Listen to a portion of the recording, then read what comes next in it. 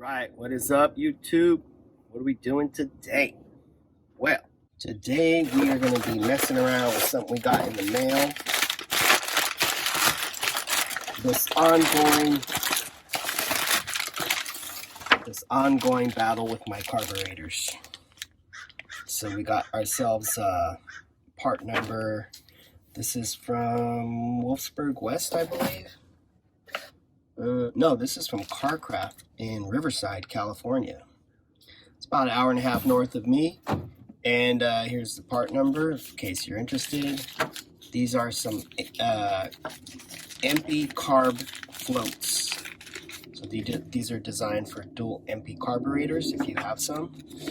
I have the 34s, I believe.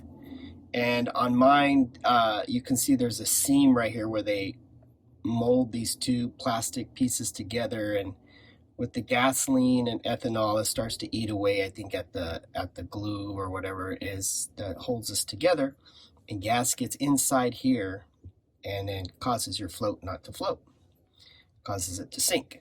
So let's take a look at these are the new ones. Let's take a look at the old ones.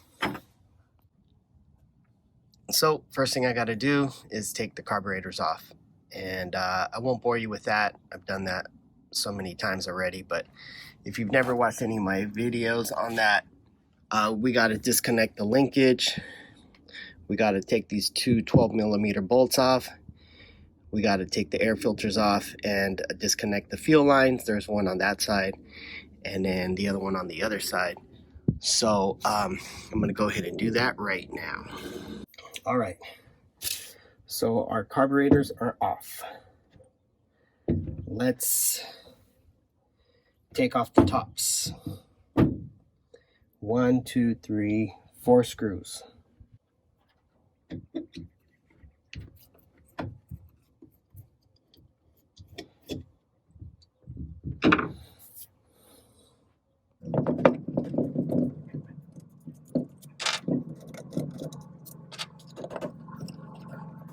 We're going to see if these floats are filled with gas.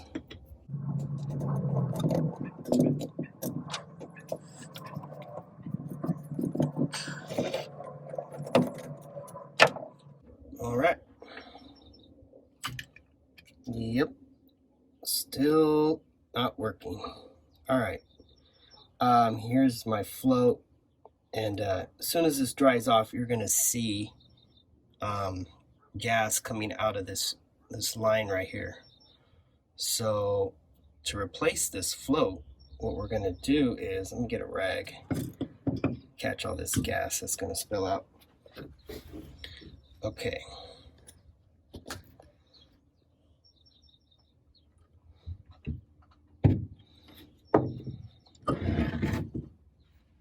All right. So we're going to take this off. We're going to flip it over. We're going to pull out this pin right here.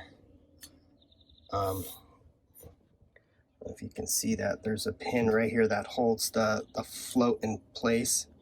You should be able to just pull it out.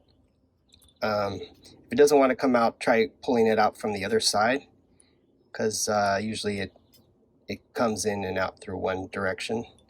So let me show you here what I'm talking about. So here's the pin, and that will release your float, but you'll see the needle is still attached to it. So you can just slide that off, and that's it. All right, so let me dry this off and you'll see where the gas is. See if I can hear the gas. Yep, I can hear gas inside there. You see that? Let me put this in the sun so you can see better. All right, you see that right there? I just dried it off, and there's already gas coming out. Let me dry it off again so you can see what I'm talking about. All right, so I just dried it off. And you already see gas coming out. And I'm holding it this way. If I was holding it this way, it would come out even faster. This side seems to be okay. Nothing coming out of this side. Nothing coming out of here. But out of this side, You see the gas is starting to seep through the crack. And I can feel there's the weight that there's something inside of here. You can hear the gas in there too. So anyways, that's going to cause a problem. I think it's also leaking through here to where the metal part connects to the plastic. Now they make a foam one of these, so it's a solid piece of material, so you don't have to worry about that. I don't have those. This one, you can see there's a slight crack right there too. So yeah, look at the gas just keeps seeping out. All right. You can also see that my my gasket is soaked with gas as well. So I'm going to put this in the sun and let it dry out, and then put this back together. All right, so we're going to do the other one. I already got the screws off. Lift it up, and yep, we got the same problem here. So you can see the gasket is soaked in gas. So let's take this float off, get rid of it. Here's the needle. These are Weber needles. They're made out of brass. They have a brass tip, and these are Weber seats. So I'm going to dry this off here, and you'll see if it's leaking or not. And it's already seeping out right here. So this float is no good either. I'm going to need to dry this gasket because it's soaked in gas. So let's put this in the sun. I just wanted to show you the gaskets. You can see one. You can see this one here is darker. This one is soaked in gas, and this one's getting dry. You see the edges still have a little bit of gas in there. But just so you can compare, get an idea of what the difference looks like. All right, I wanted to show you how this works. So here's the float, and it connects here to the needle and seat. And once your float bowl fills up with gas, this is not full, but once that fills up, what that's going to do is it's going to raise the level of your float inside here. It's going to keep coming up and up and up. And when it comes up, what it's going to do is push on this needle, and that's going to prevent more gas from flowing into your carburetor. So if you look closely, you can see there's a little hole in there. And what happens is this needle, as the float bowl fills up, it goes farther and farther in until it goes all the way up, and it cuts off the flow of gas into your float bowl.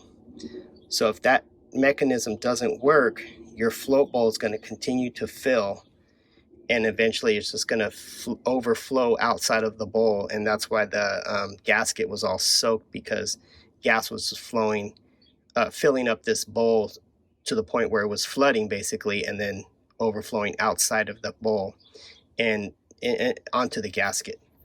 So if you ever have gaskets that are soaked, that's a sign that your needle and seat is not working. Or it could also be your fuel pressure is too high and it's pushing gas past the needle. So you might want to check that too. I have an electric fuel pump. I don't have a fuel regulator, so that could be the problem as well. That could be what's going on. I'm pushing too much pressure gas, and gas is getting past the needle and seat. So that is something I will check in the future. The fuel pump that I have, an electric fuel pump, it says it comes, in the mail already set at like 2 psi, 2 to 3 psi, but I have to double check that because I don't have a fuel pressure regulator, so I don't know if that's actually true. All right, let's put these gaskets back on. All right, so let's put everything back together. Get rid of the old float, put a new one in there. You'll have to put the gasket on first before you put the float on. And this gasket only goes on one way. There's two little things that are popping out right here, and you can kind of use that as your guide to get it in the right spot. So that's in the right spot. Here's the new float. Okay, like I said, order this from Craft. You're going to want to put your needle onto the little clip there, and be careful not to bend that, because that's going to impact your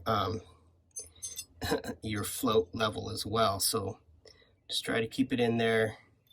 There is a recommended, I think it's 7 millimeters that you want to set your float at. So the distance from the bottom of the float to the top of the gasket, that little space right there should be 7 millimeters, I believe. I can't remember. Check my other video. I think I talk about that. All right, so we got our new float in. We got our gasket on. Everything looks good. Let's see. Now let's flip it over and put it back on. Make sure your gasket stays lined up. Everything's lined up. The holes are lined up. Now you can put your screws back in. All right, so we're just putting these screws back in. Don't over tighten them. Just, hand tighten. Don't use 2 hands to torque them down. Just use, one hand to just get it tight. You don't want to strip these. So that's it. That's pretty much how you replace your floats, and then you just put your carburetors back on. Hopefully this video helped. If it did, give it a like and subscribe. Peace.